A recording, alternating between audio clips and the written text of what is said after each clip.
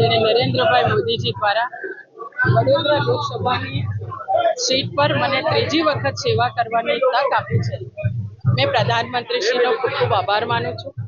સાથે દેશના ગૃહમંત્રી આદરણીય અમિતભાઈ શાહ સાહેબ અને રાષ્ટ્રીય અધ્યક્ષ આદરણીય જેપી નડ્ડા સાહેબનો પણ ખૂબ ખૂબ આભાર માનું છું। અમારા પ્રદેશના અધ્યક્ષ આદરણીય સી આર પાટીલ સાહેબ કે જેમણે હંમેશા સંગઠનની કામગીરી માટેનું પ્રોત્સાહન માર્ગદર્શન આપ્યું છે, એમનો પણ ખૂબ આભાર માનું છું।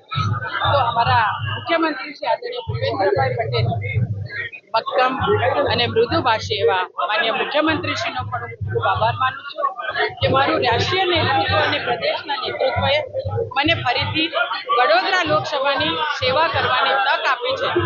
સાથે સાથે જિલ્લાના તમામ કાર્યકર્તાઓ, શહેરના કાર્યકર્તાઓ, ચૂંટાયેલા પ્રતિનિધિ, મતદારો તમામનો ખૂબ ખૂબ આભાર।